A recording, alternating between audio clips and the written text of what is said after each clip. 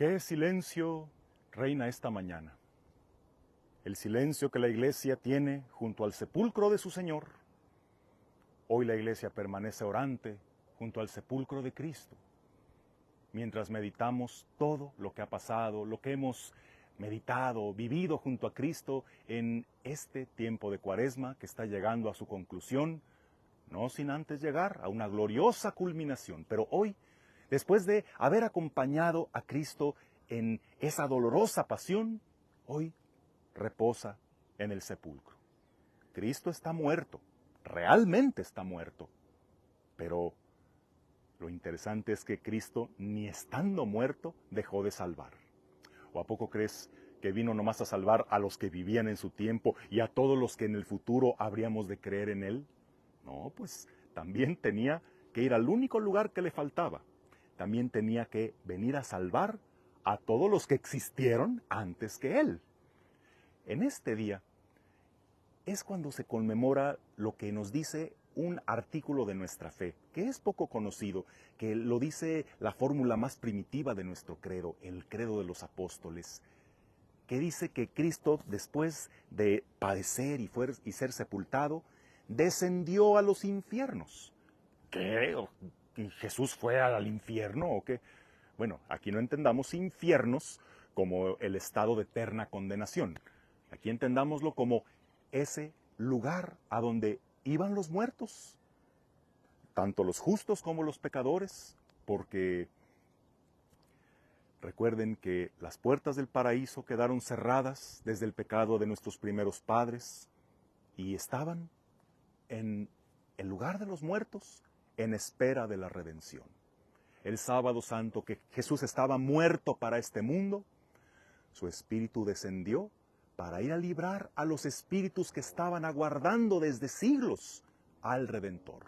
Y allí se encontró con todos los personajes de la historia de la salvación que todos a su manera esperaron, anunciaron o prefiguraron la llegada del Salvador. Y ahí se cumple lo que se dice de Cristo en el Apocalipsis: mira que yo hago nuevas todas las cosas. Jesús es la nueva versión de todos aquellos personajes, pero superándola y dándole su pleno sentido.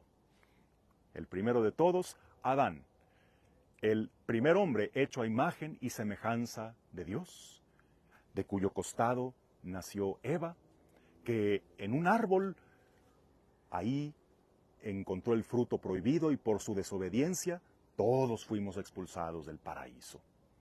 Pues Cristo es el nuevo Adán, porque es el primogénito de la nueva creación. Él es la imagen visible de Dios invisible. Él viene a imprimir una nueva imagen de Dios en el hombre. De su costado abierto en la cruz, de esa sangre y esa agua brotó la iglesia. Y Él vino a reparar la culpa de Adán, puesto que Él en otro árbol, en la cruz, Él con su obediencia reparó con mucho el daño que hiciera nuestros primeros padres con su desobediencia. Claro que también ahí estaba Abel, el hijo de Adán, que era pastor de ovejas, que él ofreció un sacrificio grato a Dios y que fue asesinado por su hermano Caín por envidia. Cristo es el nuevo Abel, ya que Cristo es el buen pastor que conoce y da la vida por sus ovejas. Él es el que ofrece el sacrificio más agradable a Dios. También, por la envidia de sus hermanos judíos, fue sacado de la ciudad y también fue muerto. Pero el sacrificio de su sangre habla mejor que el de Abel. Cristo es el nuevo Noé, que también ahí se encontró. Noé, aquel hombre justo en una sociedad pervertida, a quien Dios le mandó anunciar la penitencia y construir un arca para que entraran en ella todos los que habrían de salvarse del diluvio. Pues Cristo es también aquel incomprendido en su tiempo que anunciaba el reino de Dios, que anunciaba la conversión y que nos hizo entrar en el arca de la iglesia, fuera de la cual no hay salvación. Jesús es el nuevo Abraham, porque Abraham es nuestro padre en la fe, es el padre fundador del pueblo de Dios. Y Jesús es quien funda el nuevo pueblo de Dios, que es la iglesia. Si Abraham es nuestro padre en la fe, Jesús es el objeto de nuestra fe. Es el que viene a renovar nuestra fe. Y por supuesto, junto a Abraham está su hijo Isaac.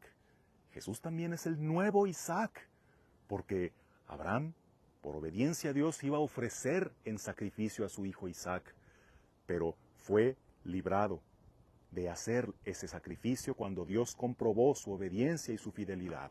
Pero ese Dios que perdonó al hijo de Abraham, no nos escatimó a su propio hijo, que sí fue entregado y sacrificado en la cruz por nosotros, por nuestra salvación.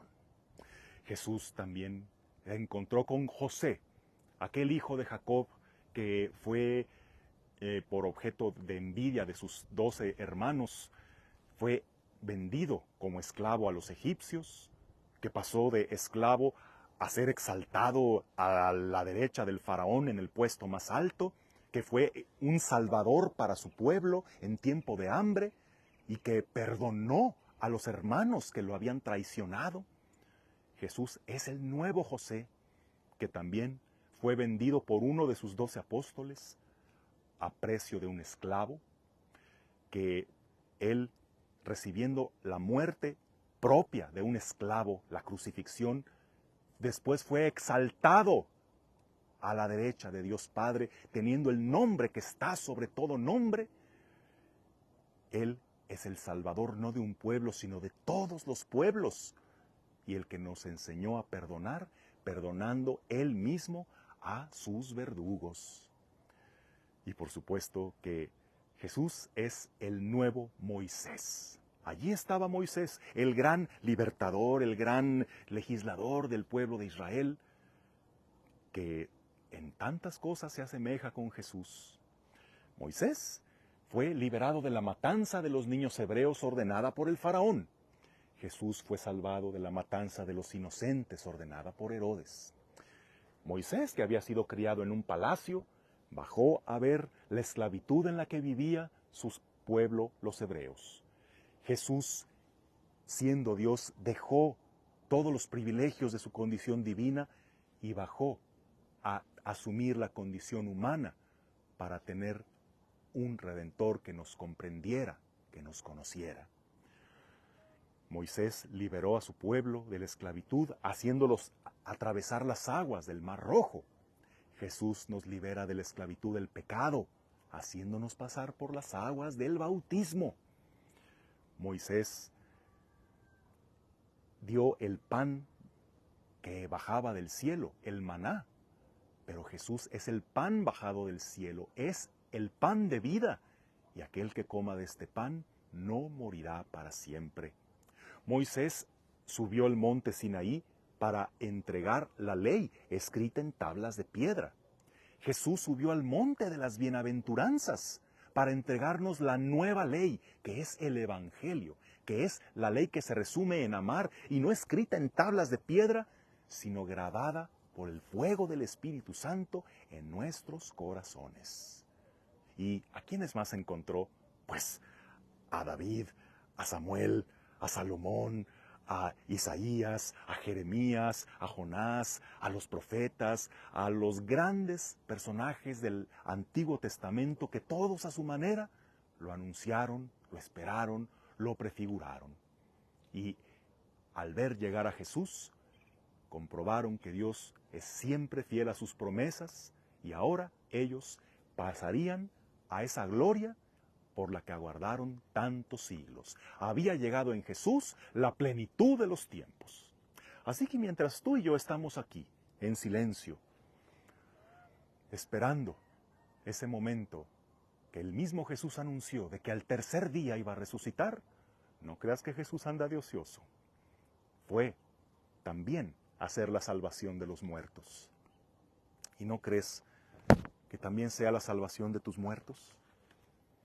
¿Qué crees que dirán tus fieles difuntos cuando se encuentren con Jesús? ¿Crees que Jesús no será también el Redentor de ellos?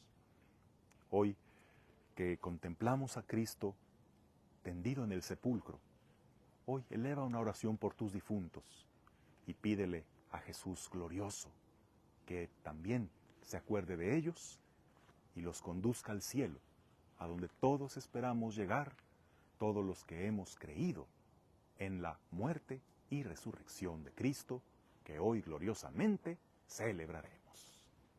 Que tengas un bendecido día en el nombre del Padre, y del Hijo, y del Espíritu Santo. Amén.